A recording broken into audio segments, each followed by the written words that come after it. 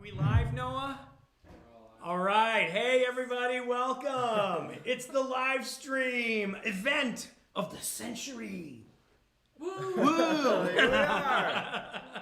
So with me here in the room, we have Zach of All Trades. Hello. Of course, my lovely daughter, Elise. Hey, everyone. We have Julia Chakowski, our director / camera person. And we have Noah Ramirez down there, who's our director. You gotta turn that off. Oh, I gotta turn this off. That's great. And so, like, what else can we say? Uh-oh, I gotta turn off my audio on this. Holy cow. Okay, turn that off. There we go. All right. So, we also have you guys on Zoom live. Much of the rest of the team. So, who's here? You might want to Can we patch them in? Yeah, 1 second. Let's patch them in. Do I need to turn anything on or off? We are trying to do like too many things at once to make this live stream really cool for our first attempt at OSB or OBS or whatever this software is that Noah's using down there. So we're at our office, and it's 7:15 p.m., and we're getting very, very close to 1 million subscribers. And for all of you that have joined us, thank you so much for joining us. And here's the whole team on Zoom. Graham Knight just donated $5. All right, Graham, thank you so much for your donation. You know, we need that money because we use it for important things like plane tickets and scuba gear. And, well, mostly plane tickets and hotels and rental cars and stuff. Because as you guys know, our show requires us to travel a lot. And that means that, we're not just sitting at home like vlogging. We have to get on planes and travel and take our stuff around. And it's expensive. It's an expensive show to make. And a lot of people ask us, hey, why can't you do 2 or 3 or 4 episodes a month? And the bottom line is money, basically. Also, I can't be away that much, But, yeah, so thank you. Price Diver just donated $5. Who's that? Price Diver. Oh, thank you so much, man. We appreciate it. Man, we love your donations, so thank you. But we did not do this for donations. I want you to know that. We did this event for the fans and, of course, for us, because we want to celebrate 1 million subscribers. And you guys probably know we've had the channel since 2007, but it only had like 3 videos on it. It wasn't until 2012 that we decided we would go and make a YouTube channel, because we were on PBS. We were on public television. And we realized that public television was kind of slowly dying, and the fans were really on YouTube. And that's when we made the move over to YouTube. And so it's been since 2012 that we've been working towards 1 million subscribers. And when did we get our 100,000? It was like 2016, something like that. Seems like a long time ago, but from 2016 to now, here we are, this close to 1 million. It's so exciting. So yeah, can we pipe in anybody from the Zoom? Yeah. Can they talk? Yeah, they can. You guys talking? I don't hear them. Oh, they're talking. All right, here we go. Timmy, say something. We got cameraman Tim here. That's right. It's kind of disconcerting because I'm on like a 20-second delay. Yeah, don't look at that. Congratulations to the world. DF We just finally donated did it. 1 million $50. subscribers. This is a big moment for all of us. When we first started, it was just it was just a love of going underwater and showing people what we saw under there. But now, having 1 million subscribers is really exciting. And I want to just thank everyone for joining us. Yeah, thank you guys for joining us. Cameraman Tim, a lot of people wonder how he became Cameraman Tim. So this is a very good story. So back when we first started the show, we got, we've been getting a lot of fan mail for a long time, but since way back when we first started the show, we got some fan mail, and the fan mail was a picture. It was from, a kid who was probably 6 or 7 years old, and they drew a picture, and it was me and Tim, and we were going, with sharks or something, and it had an arrow, and it said, Jonathan Bird, and then there was an arrow, and it said Cameraman Tim, and it started because in the very first episode, I was I wanted to make sure that people understood that I wasn't diving alone, because it was only me and Tim that were doing this shoot. And so it looked like I was diving by myself, except I wasn't, because there was a cameraman named Tim.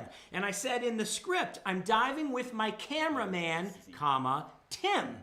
And then that kid made this drawing and labeled him as Cameraman Tim. And ever since then, he's been Cameraman Tim. He's Cameraman Tim, and then we got Cameraman Zach, and we got Cameraman Todd, and we got Julia. What do we call you? We don't call you Cameraman Julia. No, we don't. You just call me Jules. We just call you Jules. She's just Jules. She's Jules. This is Jules. She's a camera woman and a director type and a producer type, and we all do it all, right? We do it all. And then there's Christine, who you didn't cameraman, but we never called you cameraman. No, you never did. No, we didn't. Because I think we call you corporate. She's the boss. She's the executive producer. She's the boss. So whenever she comes to the office, we go, uh-oh, corporate's here. Hide the whatever it is we're doing this we shouldn't be doing. Doing whatever you're doing anyways. Exactly. Zach, you wanna say a few words to our? Sure. You gotta scoot in there. Yeah. So I've been with Blue World for the past 5 years now. It's been quite the experience, quite the adventure. It's been 5 years. It's been 5 years. Yeah, 2017 is when I started with Blue World. Wow. Well, 4 years, I guess. 4 years, but 4. still longer than you would expect. Yeah, and it's been incredible. The adventures that we've been on, the people that we've met. It's just I could not have asked for a better gig. So happy to be here. Can't wait to see what the future holds. It's gonna be crazy, man. That's right. I think when we hit 1 million, we're just gonna have more adventures. That's right. I mean, it's gonna be like a magic number. That all of a Absolutely. sudden we're gonna have millions of dollars, and we're just gonna have huge. Is that how it works? No, I don't think so. I don't think so. Bummer. I'm not sure if it works that way. But hey, if we keep getting all these great donations from who's our next donator? Oh my goodness. Whoa. DF and Steve Erickson and Fantastic Films. You sure that wasn't Fantastic Films? Because I'm pretty sure it was Fantastic Films. Yeah, because we know him. He's cool. He's cool. That's my man Raymond. Raymond, we're gonna do a live stream. I mean, we're gonna do a collab one of these days. Don't worry, we will. Psycho Money 360, Heather SZ, Godzilla Reacts, Achilles, and Owen. Thank you guys all for your donations. The old mannequin, thank you for that $2. Oh. Michael, I can't read your last name. $5. Thank you so much. Really appreciate it. We really appreciate it. It looks like a pound sign. It does. A pound sign. Or a euro. No, it's a euro. It's a hashtag. €5. Oh, they gave us euros? Can you spend those in the U.S.? Yes. Who else wants to say hi from the team on Zoom? I see Art taking up my screen right here. Art's going to say a few words. Can you let Todd into the Zoom? Oh, Todd can't get in. Todd can't get in. He just commented. We're not letting cameraman Todd into the Zoom. That's so funny. Can you let me in? Please. Is that why my phone was beeping? Yes. So sorry, Todd. I was ignoring you. Achilles, thank you again for the $1.99. Really appreciate it. All right, so what's our count up to, ladies and gentlemen? Wait a minute. Art was going to say a few words. Art, say a few words for our audience. Just a few words. Yeah. Hi, everyone. I've been working with Jonathan since 1995 when he was shooting underwater film on 8mm film, and he was helping with some curriculum. And I knew then that this would happen. I knew he was going places. I knew he was a genius, and it's all been confirmed. And tonight caps it all off. Thanks, Art. The check's in the mail. I'm sure people know Art's the voice. Yeah, well, I think we need to talk about Art a little bit. You guys probably recognize the sultry voice of Art Cohen just there. Art is... Most people think he's just the announcer guy. Because he says, coming up next on Jonathan Bird's Blue World, whatever crazy thing they're about to do. But Art is actually my mentor. Art taught me filmmaking. So Art is very important to us. He's taught us so much about the art, the craft of what we do making films. And we think of every Blue World episode as a little mini film It's not a vlog. You know, it's not a. It's a little mini documentary, and we try to approach all of our stories with that sense of building a great story, even if it's only 7 or 8 minutes long. I mean, some of our Blue Worlds are up to 30 minutes long, but you know, they're all over the map. And you know, that's a skill, and Art is where we learned it. So thanks, Art, for being a great mentor. Well, thank you very much. And, the check's in the mail. And Art gets really seasick. So we don't take Art on boats. Art does not do boats. In fact, Art once got sick with me driving him in a car, which I don't know if that says more about my driving or about him, but yeah, motion sickness is not Art's thing. So Art definitely is home in the office kind of guy. All right, who else wants to say hello? We got Todd on here. Todd's on. We should thank Crumpet for the $10. Oh, you thank him. Thanks, Crumpet, for the $10. I don't know if that's how you say your name, but it looks like that. Crumpet? Oh, and then $20 Is from it Elliot's content. Thank you, Elliot. Hey, Really Elliot. appreciate Thank it. you, Elliot. Oh, man, this is great. We should do this more often. We maybe make more money. All right. Are we going to have Todd say a few things? Are we going to switch over for Todd? Sure. We should give everybody an update. We're at 999,889. Ooh. Excellent. We are within So 111. close. All right, Todd, go ahead. Take us over Yeah, the edge. this is just fantastic. You know, it's always been an honor to be part of such an excellent and extraordinary team. And, you know, we love our fan base in making these shows for the fans. That's really what this is about. It gets us out there on some of these great adventures, but our real goal is to share those stories with you. And you know, thank you all for subscribing and bringing us this moment. We're all super excited about it. We could not be happier. And congratulations to the team on this awesome achievement. Thanks, Todd. You know, you said some sentiments that I think are very important, which is that without you fans, we wouldn't have a channel. Without a channel, we wouldn't have an excuse to go scuba diving all the time. And without that, we'd have to have regular jobs. And I think that pretty much sums it up. I mean, we like to travel and scuba dive, and without this show, we wouldn't have a good reason to do it. Am I right or am I right? So then we'd have to be like going to an office or something boring. That would be bad. So thank you for being our fans. More subscribers is always good because we can have more adventures and we know there's more people enjoying them. And Todd is the reason, well, one of the big reasons that we're all cave certified, because Todd did that first and sort of got us into it. So thanks, Todd, for that. My wife thanks you as well. Happily dragged into that. Yeah. There's a lot of conversations to get you there. But it's Yes. fantastic. And some of our best adventures have been in the caves. And with many more to come. Yeah, you remember that time when Waylon's regulator fell off? I do remember that time. Greenland regulator fell off. Yeah, I mean, who knew he was the fastest swimmer of all? Sorry, everybody, that's a little inside joke. All right. Zimmerman just joined the... Bruce Zimmerman. Bruce, Simmy. Bruce Zimmerman. How are you, Bruce? I am good. We're in Seaside Heights, New Jersey, having a lovely week on the beach. Well, we're live streaming to millions of fans right now, and you're drinking beer, and I'm jealous. Hey, everybody, this is Bruce Zimmerman, our film composer. Hey, guys. Say a few words to our audience. Hey, audience, thank you so much for supporting Blue World. Are we at 1 million yet? Not there yet. Are we close? Yes, Should I take a nap or should I stay here? I'd stay. Okay, I'm staying. Hi, everybody. Did you bring an instrument with you of any type? All right, play us a little ditty. Play you a little ditty. Yeah. Let's see. And I'm not talking James Taylor. Oh, okay, we know what they're doing. No drink. All right, hold on. Okay. Da, da, da, da, da, da, da,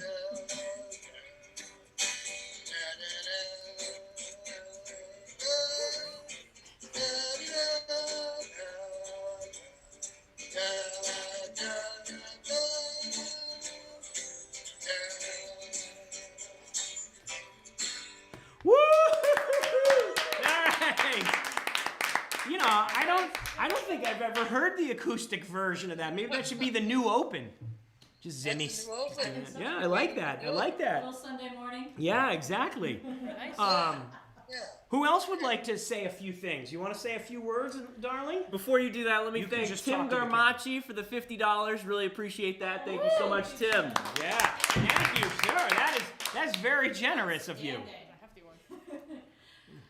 So let's roll the clock back to about 2001, and we were riding bicycles.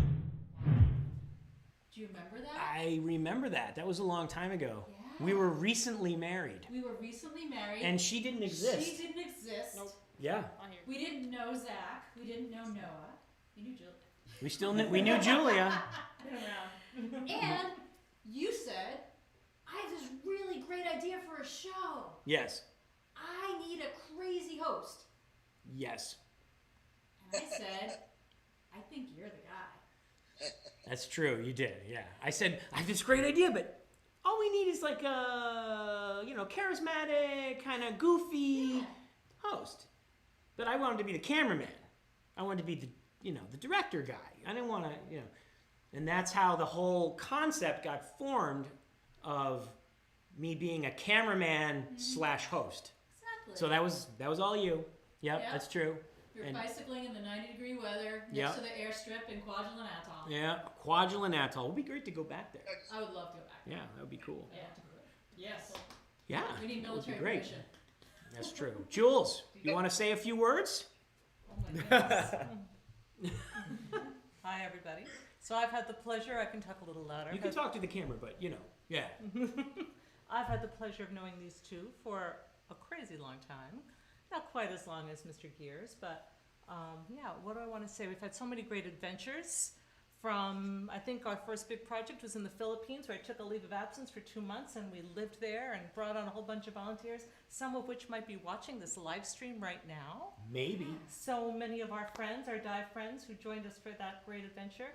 And that began my partnership with Oceanic Research Group and Jonathan Bird's Blue World. I'm looking over there. And I know it's weird. and we've got so many cameras set up in this room. There's a lot of cameras. There's a lot of cameras.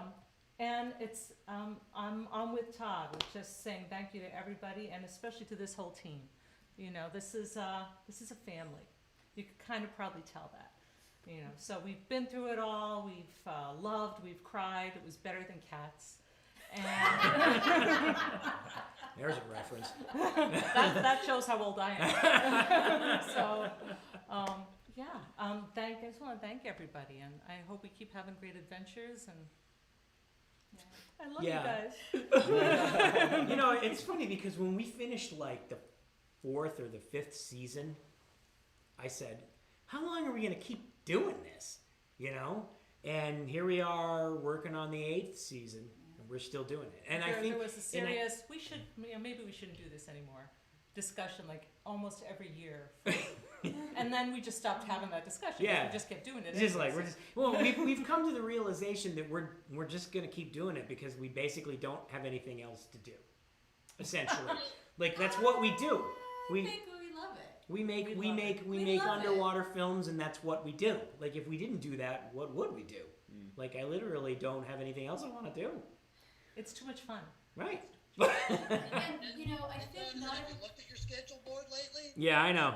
No, we have other projects, but they're all underwater too. So. Kathy T, thank you for your donation. Oh yes. And we thank also you. just passed over 900. We have less than 100 to go. All right, you guys. How did it just go down by It's been one? going up and down. Hey, It's been whichever one of you just unsubscribed, knock it off. What is that? going back again. What are you doing? You're killing me. Thank you. That's better. Okay. There we go. I think the fans are just messing with us. They're just messing. Hey, we like your sense of humor. You guys are funny. I dig it. All right. Yeah, totally. Look at that roll. You know what's gonna happen? We're gonna hit 1 million, and then they're all gonna unsubscribe, and we're gonna go back to 900. Don't do that. You just put Don't that do out that. there. Because I really want. It'd be painful. Excuse me. Here's what I want to show. Don't put that out there. Oh, come down. I won't come on. Don't break it. Because I really want the gold version of one of these. And I remember we had a day when where Timmy Howe and I unboxed that on camera, and we were so excited. That video's still up somewhere. And we want to unbox the golden play button for you guys. That'd be a great unboxing video, I think. Are those still a thing, or is that like so not a thing anymore? There's new ones. They're still there. They're still there? Still a thing? That's still a thing. Still a thing. Okay. Who else has not introduced themselves? I think. Well, our Zach and friend Annalise. Elizabeth Swims just donated $5. All right, Thank Elizabeth. you so much.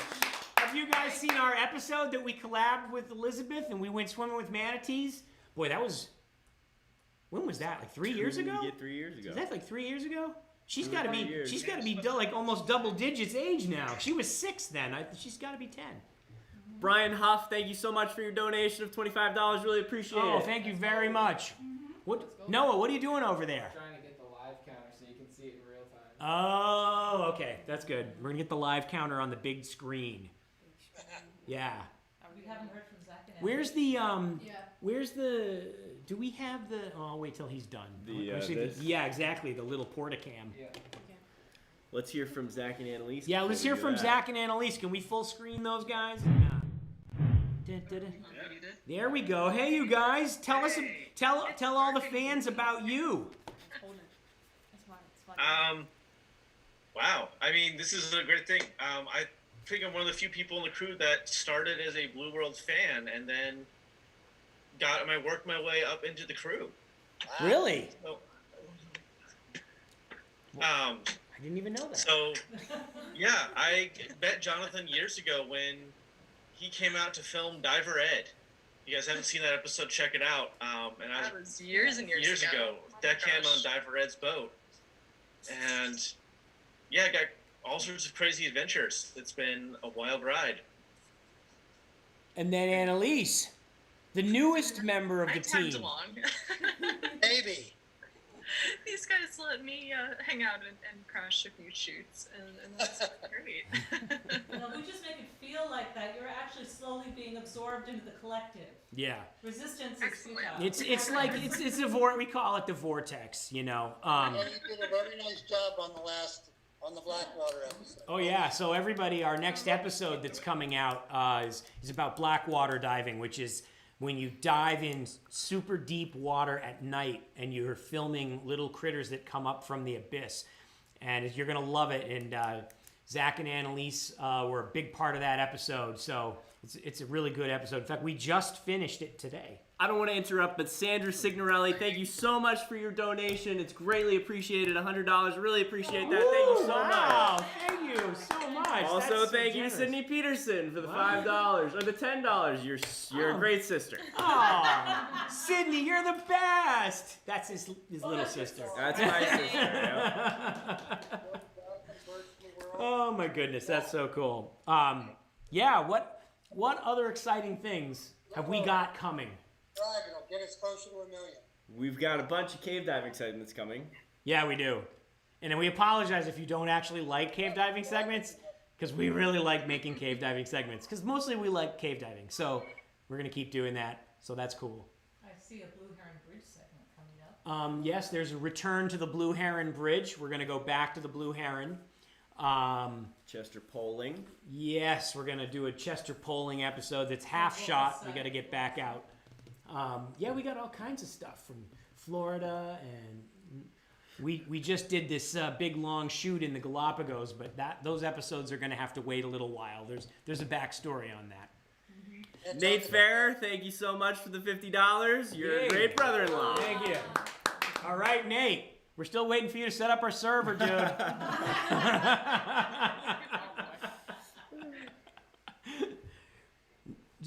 Is that our live stream right now? Do you want to go back to full room, or is that good? Oh, Bill hasn't said anything. Let's get Bill. Let's put Bill on the hot seat. Hey, Bill, are you ready to be on the hot seat, brother? Always with you, my friend. Cameraman Bill, tell everybody about you. Well, my name is Bill Murphy. Been the cameraman with Jonathan since, I don't know actually when. You sucked me in around 2007 when you started filming at the aquarium, New England Aquarium, for your Aquarius for a Day episode. That was the And then very we came first back. episode. Yeah.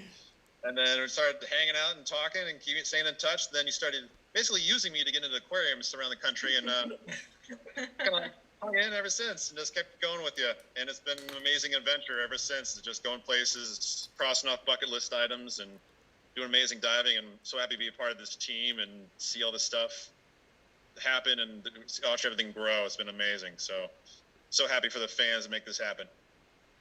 Exactly. And tell them about your incredible experience in Oman when we did our Oman episodes. Oman, the oven, when it was like 100 degrees every day. Yeah, exactly. It was amazing. It was just Jonathan and I. We went out there, did a bunch of filming, zebra sharks, cuttlefish. It was an amazing trip. Hot, very, very hot. I do not recommend Oman in July. It's a terrible idea. But we also had some adventures of like the boat crashing into the trailer and then getting beached. Oh yeah, if you guys haven't seen that one, that's a great behind the scenes. I think that one's on Plus.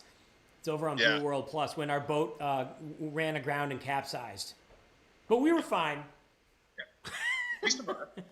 Renata and Corbin, thank you so much for your donations. Really appreciate it. Thank you so much, you guys.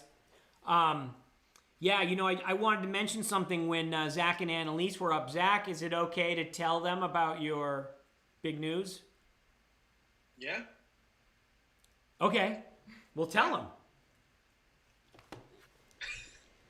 I mean, we got engaged while out on Blue World shoot. Well, Yeah. we were in Hawaii, essentially. filming for Blue World, and Remote working, Blue Yeah. World filming. See, so we're taking credit. Blue World couple. It's Blue World couple. We're taking credit. Exactly. So yeah, big Blue World wedding next year, coming sometime. Nice. Spring probably. Yeah. Nice. Still working out those details. Outstanding. Keep us posted. Very fun. Maybe we should do a live stream. Blue World Maybe wedding. it'll be at the aquarium. Who knows? Oh, that would be cool. Apropos. Yeah, exactly. And not only are you guys a Blue World couple, Todd has a Blue World story as well. Oh. Come on, Todd.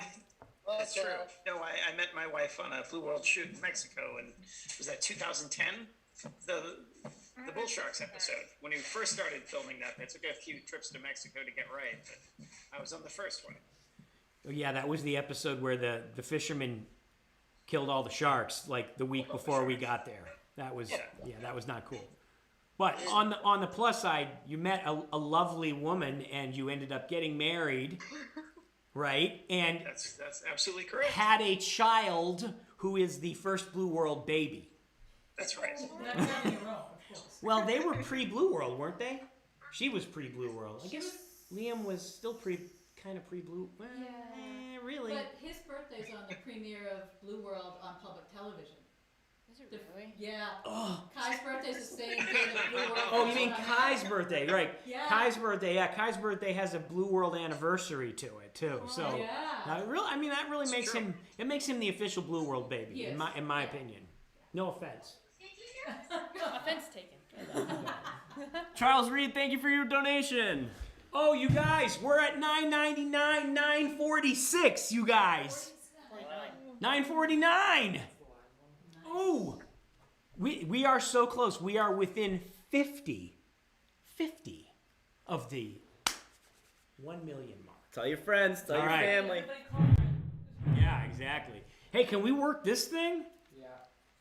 We might want to wait till after because it's gonna go up pretty quickly. I would assume a lot of people 950, unsubscribe this and they could try and be the million.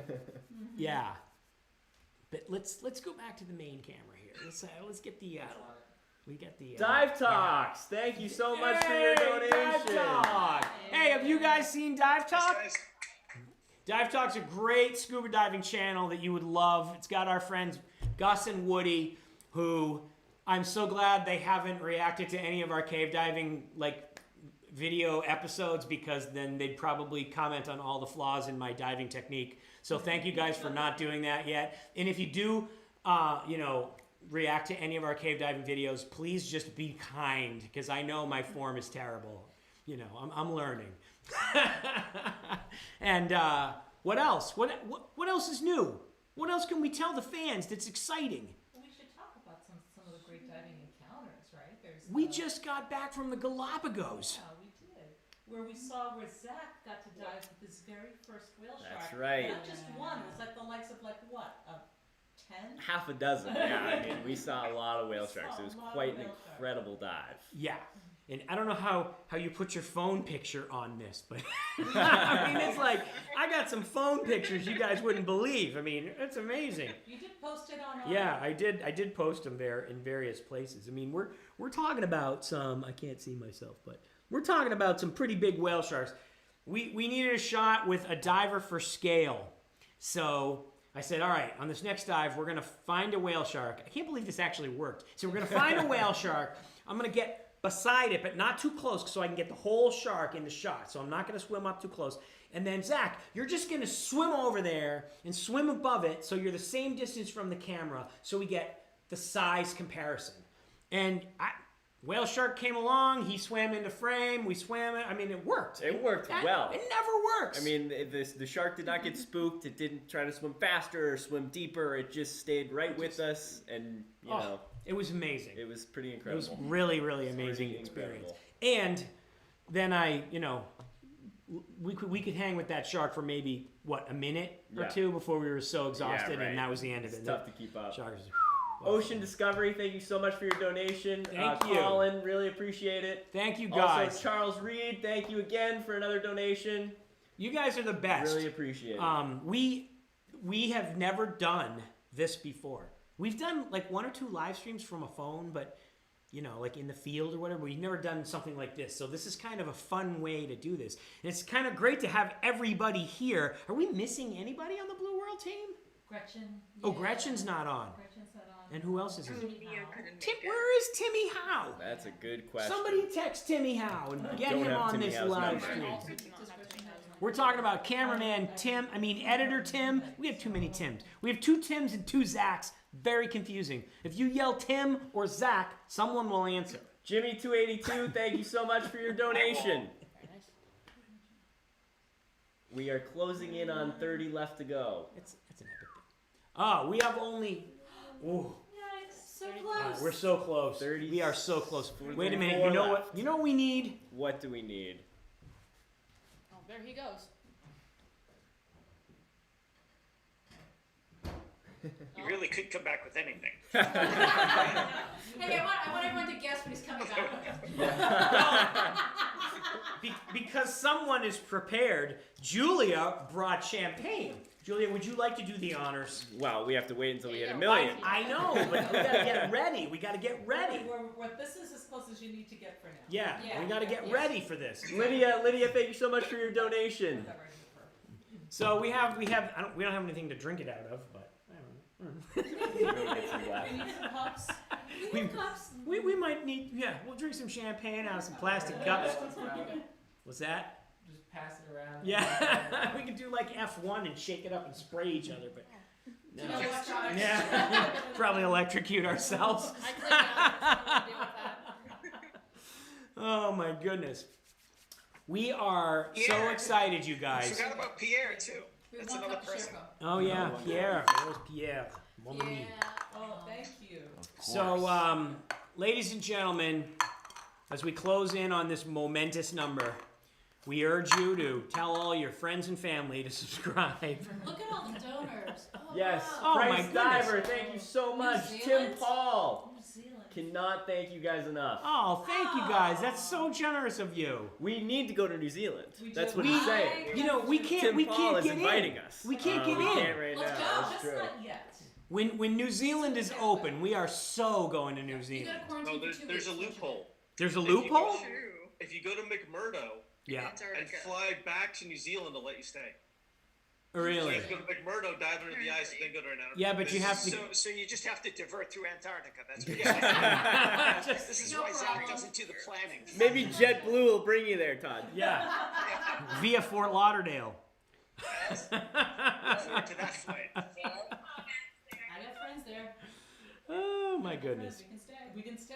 The problem is to get to McMurdo, you have to go to New Zealand first. So I'm not sure that's a loophole. You just gotta Because stay long they enough, let you that's in all. to do quarantine to fly. Then when you come back, they consider that you've been quarantined in McMurdo, so they don't mind if you then travel around the country. Huh. Interesting. All right, so all we need to do is to go to McMurdo. What happened? Yep. The stream's dying. Oh no, the stream better not be dying. It says it's fine. It's on YouTube. Oh no. Huh? So close. We're not having an internet problem, are we? No, I think it's. Everyone stop subscribing. Is are people commenting? Can we tell if they can see? Can you guys see us? Let us Seems to be know if coming you can through see okay. us. Yeah, it's coming through just fine. Okay. It's just us. All right. Oh, there it is. No. Okay, we're still here. We would be so funny. Well, it wouldn't be that funny, but it would kind of be funny if it like went dead right when we crossed the threshold. It's in there the whole time. That would be It's bad. 976, I think. 977. 977. More. Ladies and gentlemen, it's getting really close. 979. Now we need to make this like a PBS funding drive and say we really need your subscriptions right now. And if you subscribe, we'll give you this, some cheesy gift that, 983. 983. 984. Keeps Oh, going. this is like the countdown on New Year's now. Here we go. 985. Keep Come it on, up. everybody. Come Keep hitting the sub on. button. Yeah. Tell all your friends they got to hit Go, that go, sub button. go. I want to know who's going to be the millionth subscriber. I know. Will we have any way of knowing that? I don't think we will. I don't think there's any way. I don't know. YouTube ought to tell you that so you could send them something cool. they totally That would be cool. Not that every subscription counts, you guys. Oh boy. Every subscriber counts. Oh boy. Here we go. And even if you're not the 10 millionth. left. All right, we're gonna. 9. Oh. Oh! That was a little premature. So close. 7. I won't pour until. Okay, we're not pouring. All Oh, right. 6 more. 5. 5 more. 6.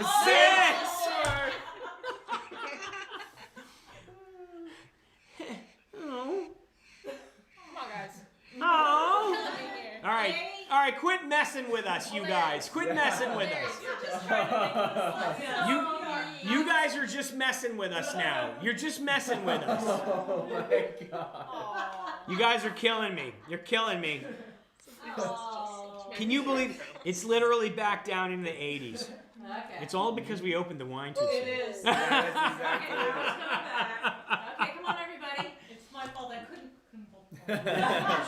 Couldn't control herself. control. That thing went high too. That thing touched the ceiling. It did it It almost hit my Went head. over the Yeah. It went somewhere. All right, well, we're just gonna. You know what is they don't want us to. They don't want us to stop. They don't want us to stop. So we're just gonna have to Share more stories. share more stories. Awesome donation from Sandra. Thank you, Sandra. Yay! I'm just holding the thing. Holding it. Well, I guess I can pour. Yeah. All right. No, we're pouring. We're doing it. We're We're pouring. We can't. So, You can't drink so yet. that when We're confident. You can't drink yet. everyone will be able to. Does everybody on Zoom have a beverage for the celebration toast? We know Zimmy does. We know. Yeah, we know Zimmy does. He's 3 sheets to the wind. I will fill Yes. more once I know we've got Lori's phone says we're 5 over a million. Lori's phone says that? We're 5 over a million. No. No? No, we got. No. Ten to go. No, we're down to 10. Yeah, according to our count, that ain't right. Oh, yeah. Okay, her 9s look Does like everyone? Sorry.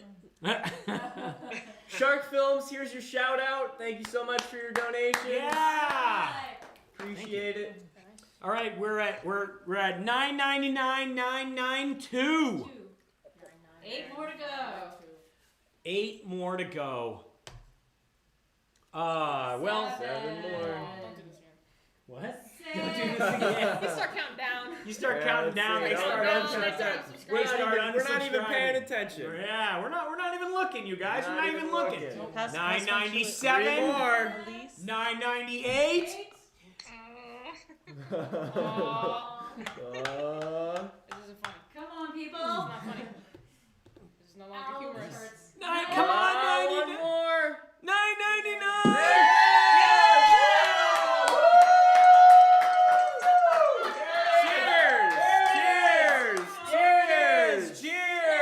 Cheers, everybody! All right, cheers! Yeah, yay! You're underage, don't drink. Yay! There it is, everybody. Thank you to our amazing fans. Thank you to all of our friends. Thanks to Fantastic Films and thanks to Dive Talk. Oh, look at it go! Look at it Yeah. go!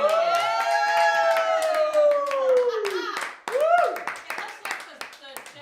The lottery machine there. Very nice. Keeps going. All right. Oh, man. Thank you. This is so exciting for us. We finally made it to 1 million. Let's go. Oh, yeah. Oh. Yes, now what do we Thank do? you, Masat 306 for your donation. Yes, thank you All very right, much. And you know what we have to do now? Stay on this live stream to 2 million. We're not going anywhere. We're going out for more champagne. 2 million. We're going to need more champagne. Exactly. You gotta do it tonight. Come on, we gotta. Very nice. Oh, I can't believe it. Good night, Birdman. Now's the What's question. that? You signing out there, cameraman Tim? I am. All right. Congratulations, man. Congratulations to you, brother. All right. We'll Talk see. to ya. Talk to you soon, man. Bye, Tim. Now's the question. Well, I'm gonna get back to my vacation. all right. Have a nice vacation, Mr. Zimmy. Ziminator, the Zimmeister, the Zimmenheimer, Zimmo-Rama. Forward to the acoustic set. Yes. Yeah. All right, I got to do the same thing, Jonathan and crew. All right. Seeing everybody. Bill. Come on, Bill. Bill, we gotta talk when you get back about this next shoot. You got it. We're gonna get you out of the house, man. See, Bill has Good a luck. baby. He doesn't get to travel much right now. We're gonna rescue you, my friend. Graham Knight, thank you so much for your donation. We did do it. We did it without you. We did it. Well, we really didn't do anything. They did it. Thank you, fans, for doing the heavy lifting on this, because all we did was sit here. Literally did nothing. But And make a show. yeah. Oh, we did that. Well, we did that on other days. Right now, we're just kind of sitting here. But hey, we appreciate the fans Congratulations, coming out. everyone. Time for us to find some dinner. All right, go get some dinner, you guys. Good to see you. Talk to you soon. Talk to you soon. All right, brother. See, good luck hanging that up. Wow, you guys. I think if we stayed on long enough, we could get at least another 100,000. What does the crowd think? The crowd says what? Do we have any questions that we should answer that are coming in from the crowd? Yeah, some questions. If you open the screen on your thing, you Let's- can scroll So, through. Yeah, so let's. Matthew Shea asked, where can he see ancient caves? Okay, now everybody wants to know about Ancient Caves. So Ancient Caves is showing in IMAX theaters, but unfortunately due to COVID, not many of them are open.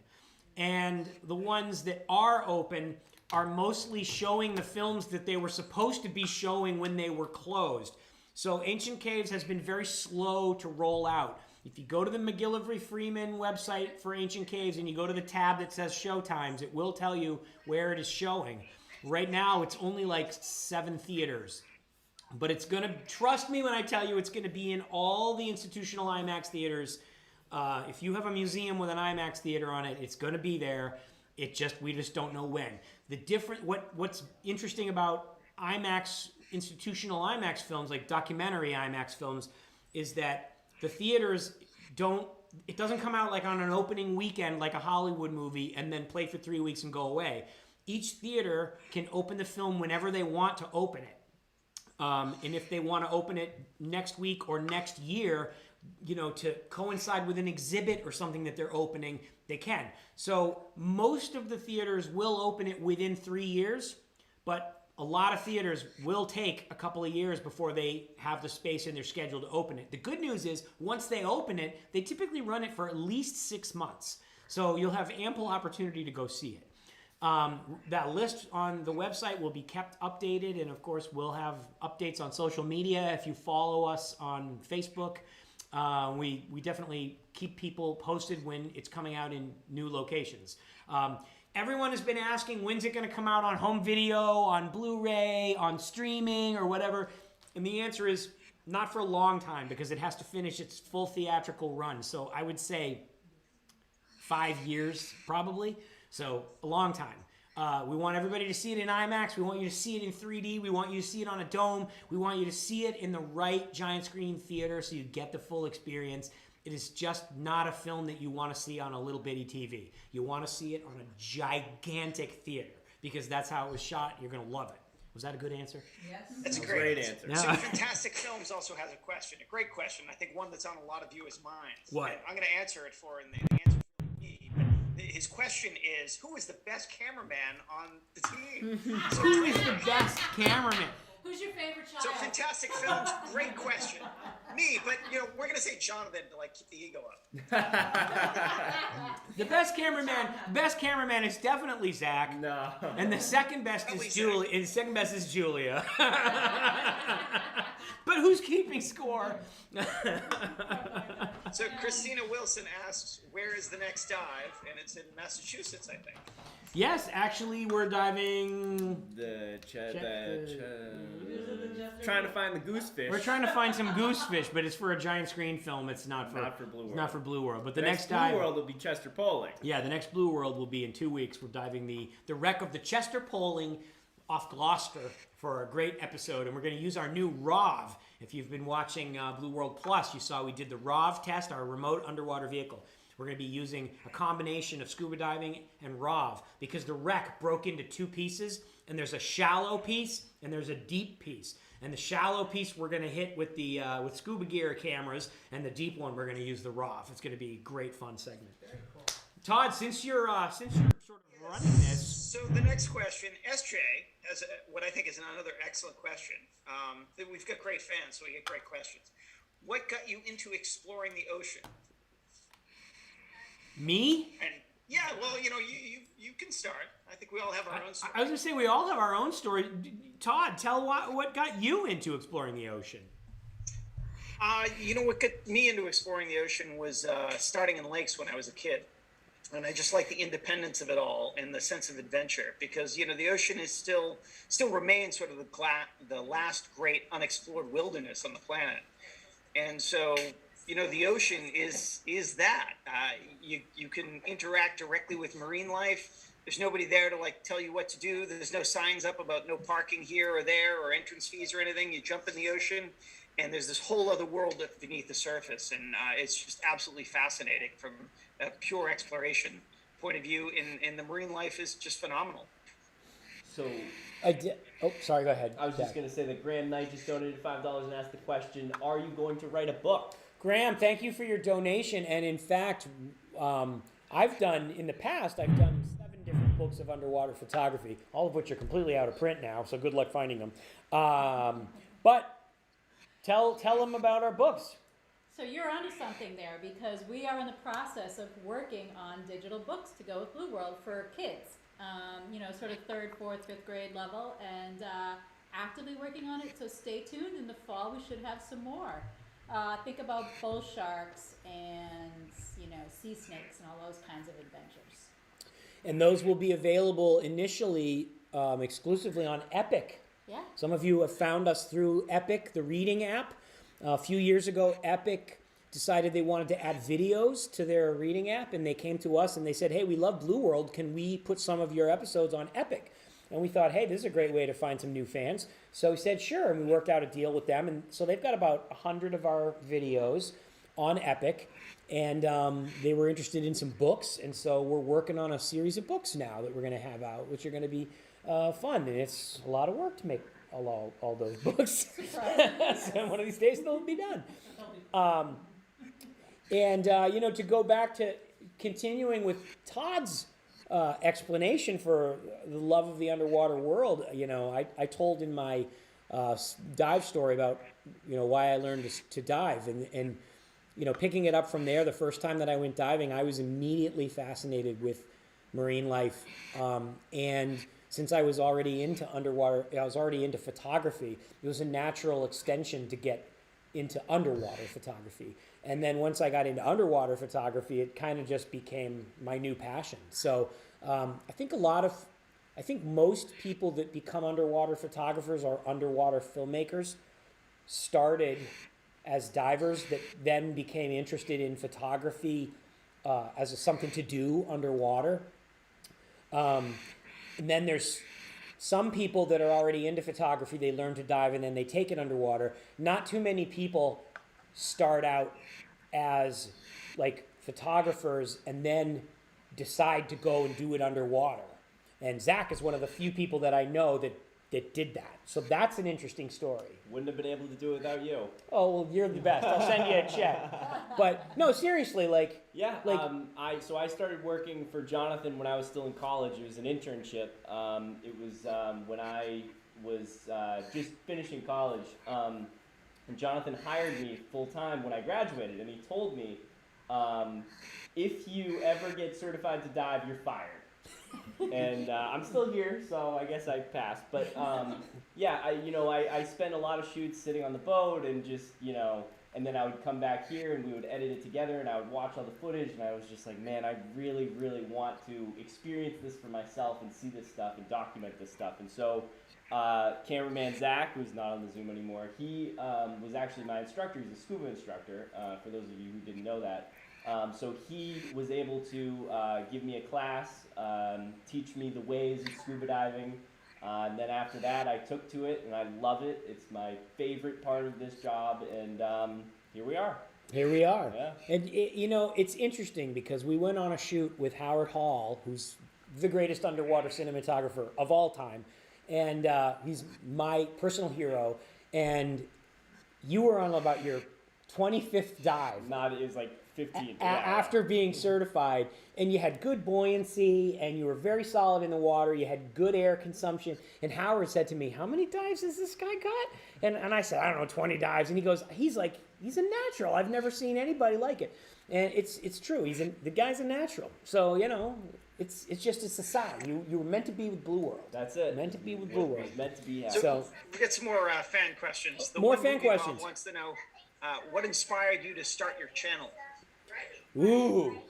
Well, if you want the truth, we realized that public television was not the right place for us, honestly. You have to say that we were on it first, right? Well, we were on PBS for 4 seasons, and we realized that the funding model for PBS was not working for us, and just not that many people in our demographic kind of really want to watch PBS. I mean, honestly, like, parents put their little kids in front of Sesame Street, and then as soon as a kid is old enough to work the remote, which is about age 3, they want to watch Nickelodeon because it's got fart jokes.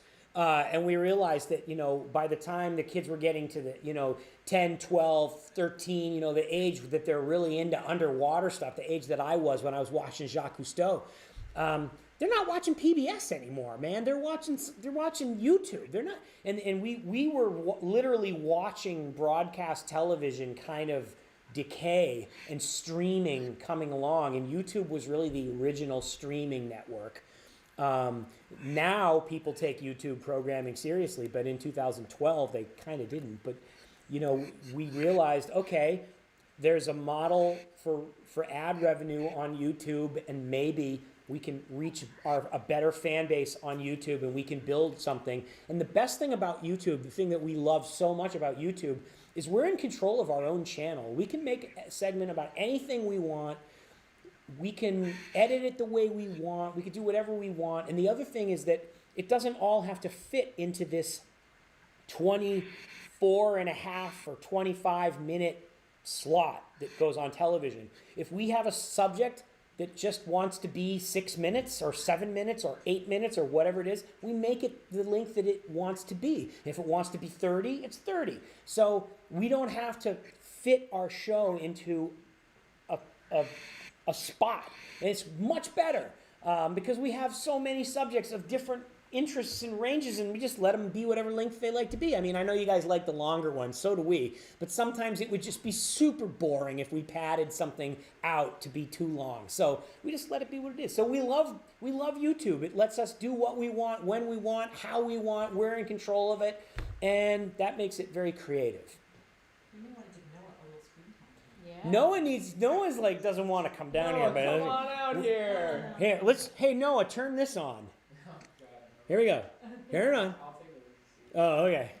We got to bring Noah. Now, Noah is the newest member of our team. Is he newer than Annalise? He is. You're newer than Annalise. I think so. There he is. 8 months now. Now, this is Noah, and Noah is a sophomore, junior. I'm going in junior. Junior at Leslie University. Film student. So tell him about you. How did you get started with Blue World?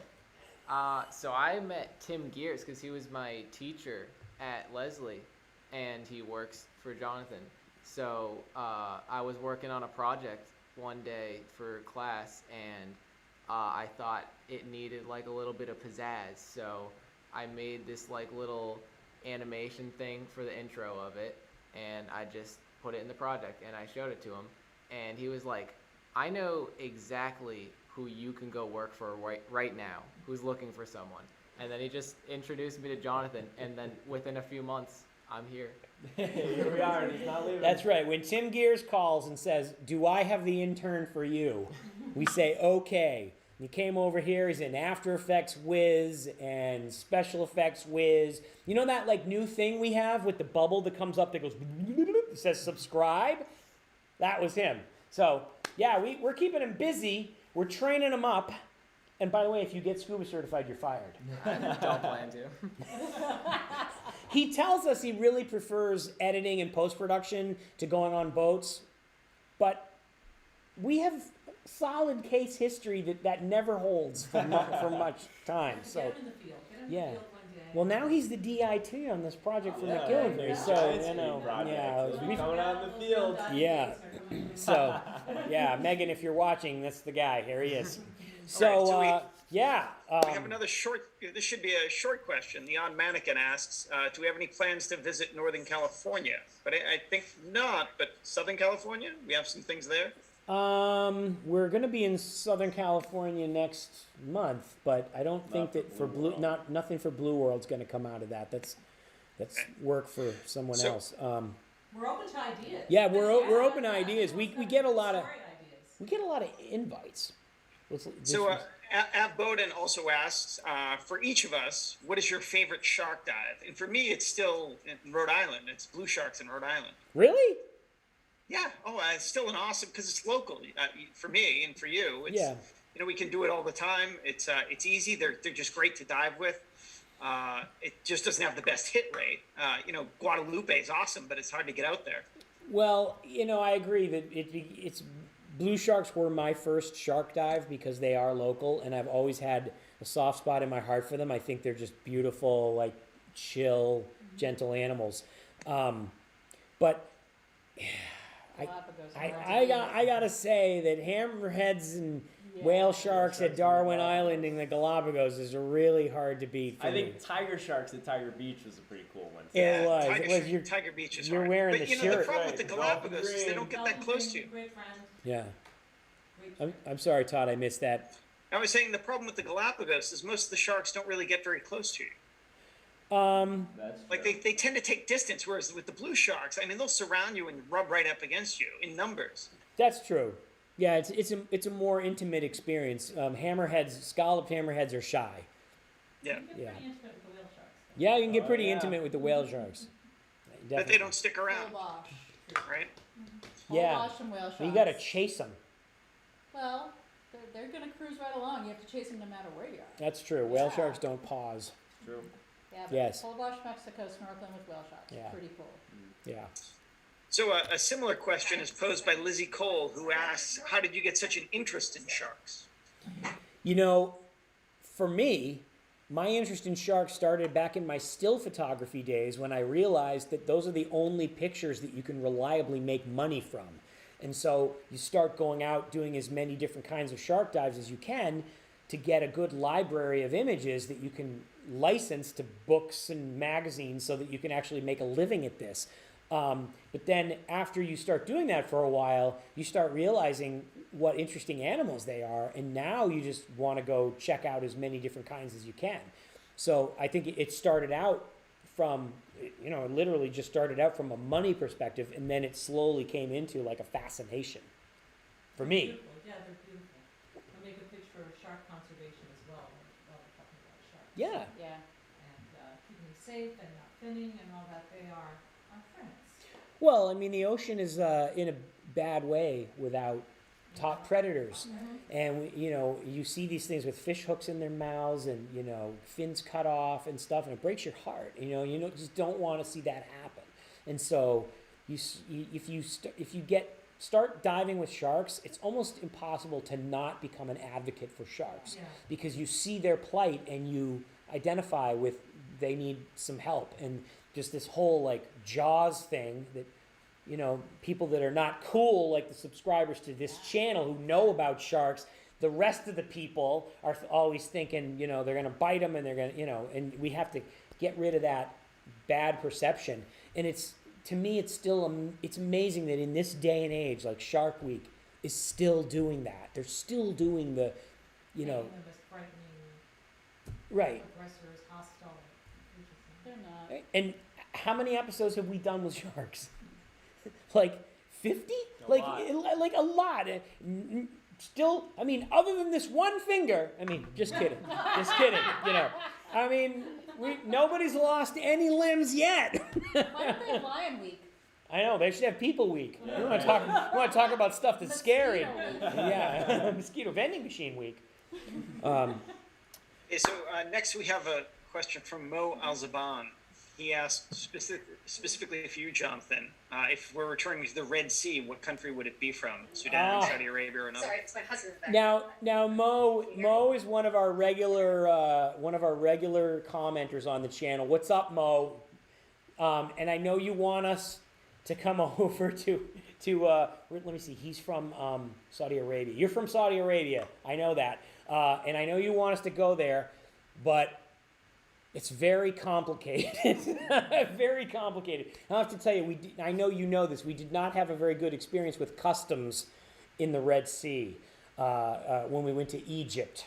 So we're hoping that maybe if we go back to the Red Sea, we won't have that problem. And I have a funny feeling that Saudi Arabia would be worse. Maybe though you have connections and you can meet us at the airport and make sure that our cameras don't get confiscated. So I have heard that the Red Sea on the Saudi Arabia side is way less overfished. It's more unspoiled than the Egypt department. So maybe we should check that out. Of course, it all does also come down to funding, time, allocation of resources. The biggest thing now, you guys might think that it's all about, do we have enough money to do segments? But it's actually also a travel thing. It's like, I only have so much time I could be away. I have other projects that I'm working on. I have a family that I don't like to be away from because I love them and I miss them. So I don't want to be away a long time. So what we try to do is we try to go to places where we can shoot a whole bunch of stuff in not too much time. Like, for example, we went with, it was you, Zach, Todd, and me.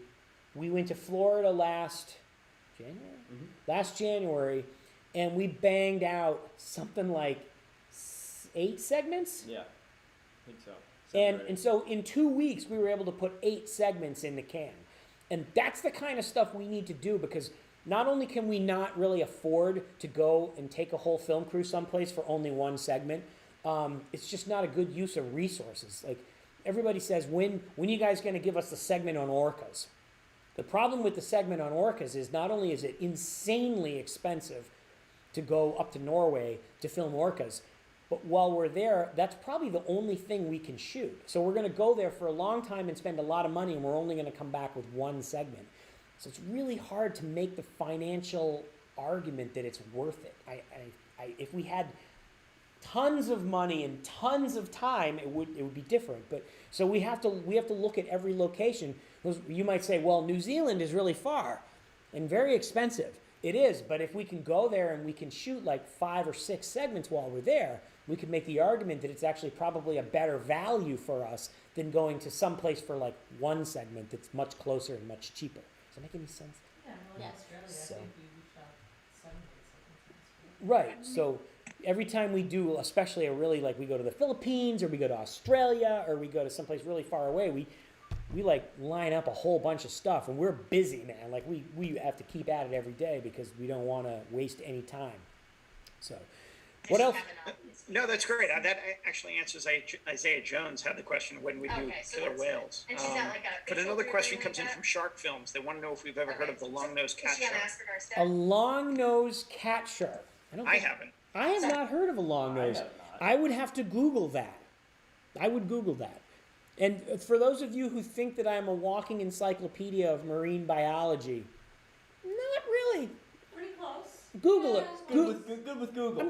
I am good with the Google. I am very good with the Google, and I have a lot of books in my library, so I can look things up.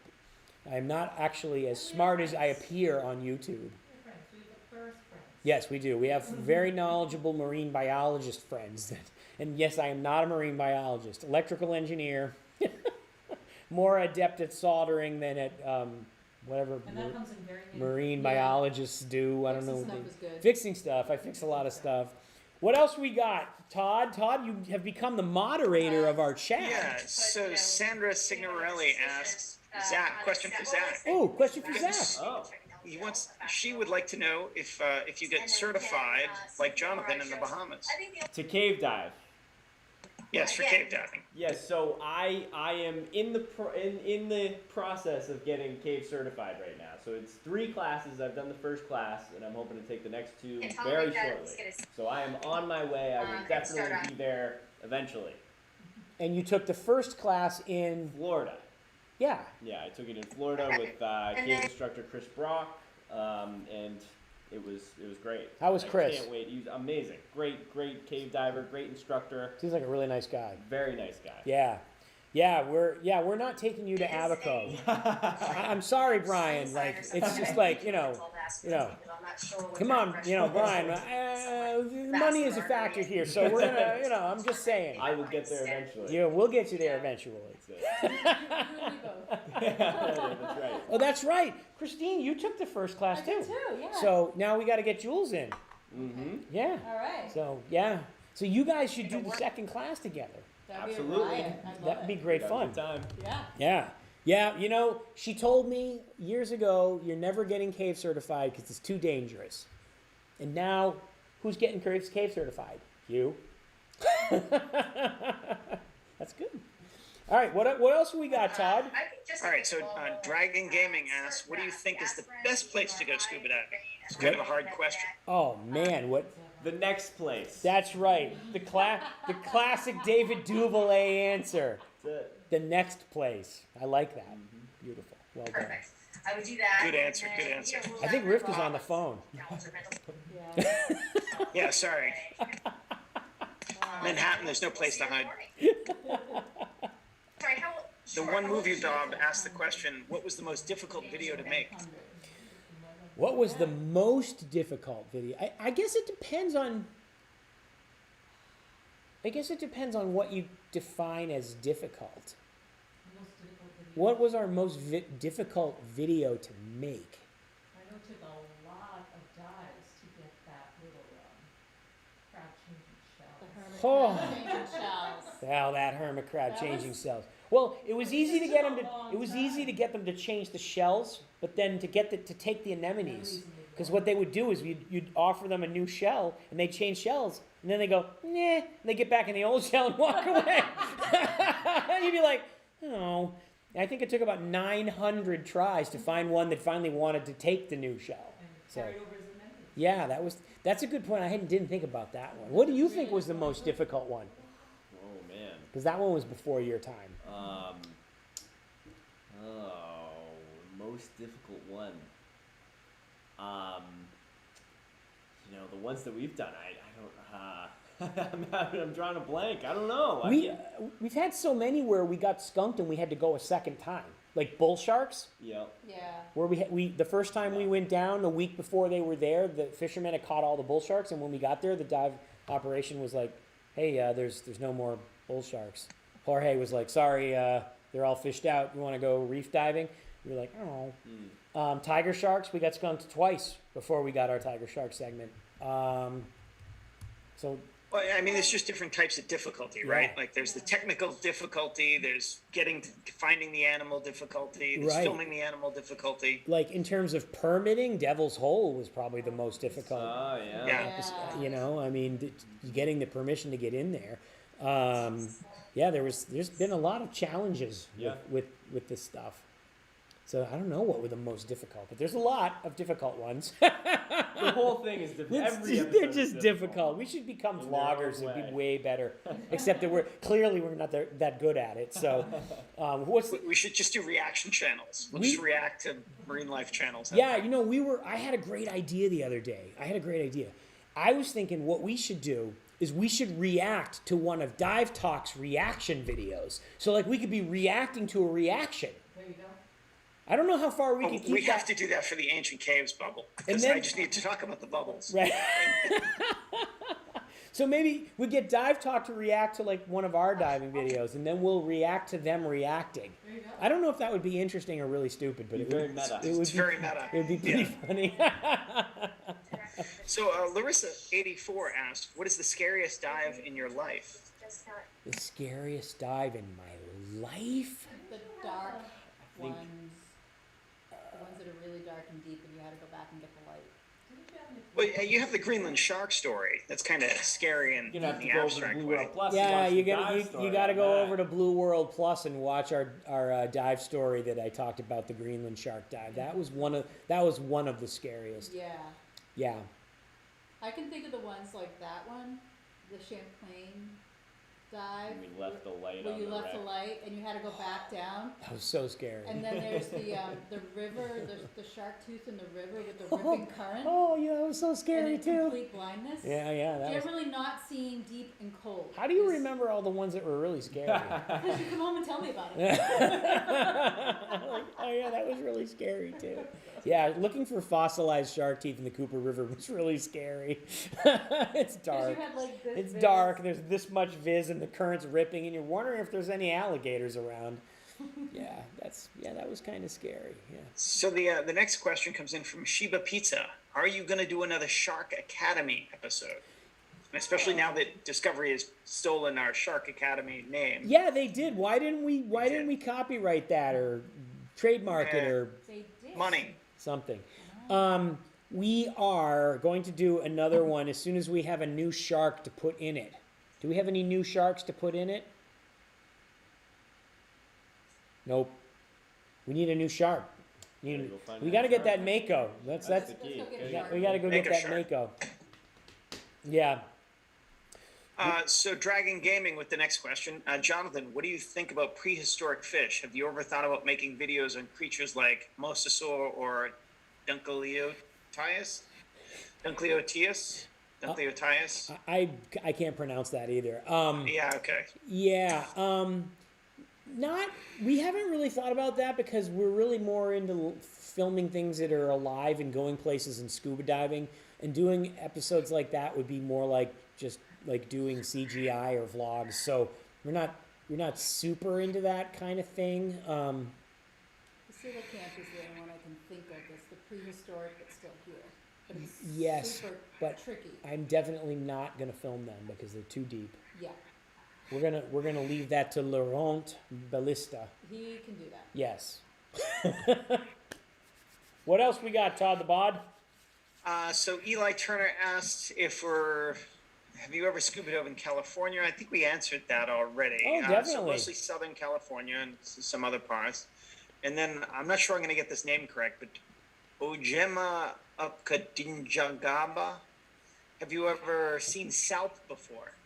I'm going to be honest, I'm not sure what salp is. It's so funny that you would ask that because their new episode for next month on Blackwater diving features salp. And a lot of them. Yeah, and chain siphonophores and chain salps and all kinds of stuff like that. Yeah. Yeah. Here we are, staying ahead of the trends. 3 weeks. You'll see it in 3 weeks.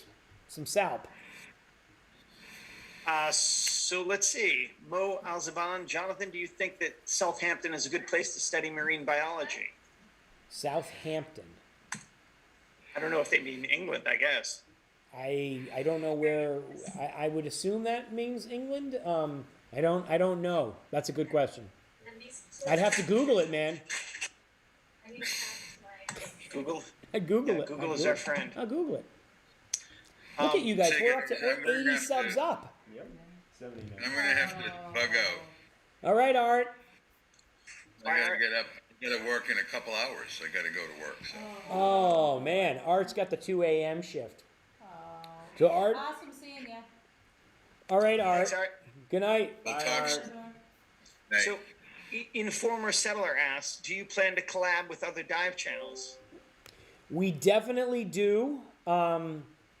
We're definitely going to do a collab with Dive Talk. I mean, I know we've chatted with them a couple times, but we want to go out diving with those guys. In fact, Woody, who's one of the hosts on Dive Talk, is a rebreather instructor, and he is going to teach me how to use the KISS rebreather in a segment that we're going to film next year. So that's going to be cool. It's just been a matter of getting it on the schedule because we're so busy through the end of 2021. But next spring we're going to go down to Florida and we're going to do that. So we're going to collab with Dive Talk, and we're going to do a collab with Fantastic Films. Raymond Tiller, who's our buddy, who's got a great channel and has a lot of interesting videos, especially about using the GoPro underwater, which is really cool. So if you're looking for some good tips with it, you should check out his channel. It's really good. It's growing. You should go over there and sub. And he's a young guy. I don't know exactly how old he is. Like, he looks, mid-teenager, and he's got a rock solid channel already. So he's way ahead of the curve. Don't worry, Raymond. By the time you're old like me, you'll have like 5 billion subs. So don't worry about it. But yeah, we want to do a collab with him, and we're definitely open to doing collabs with other channels. We like doing collabs. Our biggest problem is finding the time to do it. We were talking to the people over at D Almighty about doing a collab too, and he's been blowing up. Really, really nice guy. We met him at a dive show last year, and he has his channel has gone crazy since then, and we'd love to do a collab, but it's just a matter of finding the time to hook up. So that's the biggest problem with collabs. Everybody's all over the country, they're all over the world, and you got to meet somewhere. When we did our collaboration with Brave Wilderness, this was an interesting thing. When we first started talking to the guys at Brave Wilderness about doing a collaboration, we had 200,000 subscribers and they had 400,000 subscribers. By the time we made it happen, which was like 18 months later for our schedules to finally hook up, we were only up to like 400,000 subscribers and they were up to like 10 million. Boom, they exploded. But we did the collab, so it was great fun. And Coyote and Mario and Mark, those guys were just great. We hung out for a week on a liveaboard in the Bahamas and went diving, and we had a great time. So we love collabs. Great way to meet new people. Nobody on our team's ever been bitten by anything, right? Unlike them, they seem to get bitten all the time. No, they try to get bitten though. We try not to get bitten. Yeah. And people say, "Why don't you do some bite videos?" Like, most of the time, things in the ocean that bite you kill you. I don't really want to get bitten by anything in the ocean. Thank you very much. So the next couple of questions, I'm going to combine two here. So we have a question from Arachnophobia and a question from Yamate Kizikato. And they ask, what is the rarest animal you've ever seen, and what is the rarest animal for deep water that you've ever seen, respectively? So it's kind of a similar question. Well, I think I think the rarest animal from deep water that I've ever seen was an oarfish, and I didn't film it. I photographed it. It's going to be a dive story that we're going to do. I was diving at the Otters buoy, 5,000 feet of water off the Bahamas, and this fish came up, and I didn't even know what it was, and I took a picture and it went back down, and I had to go look it up to figure out what it was, and that was before Google. I had to look in a book. I know, weird, and figure out what it was. That was the rarest thing, and at the time, that was the first sighting of a living oarfish of anybody in the world. And we actually got a paper in Copia out of that, which is the scientific journal about fish. And the rarest, that was the rarest deep water thing. I don't know.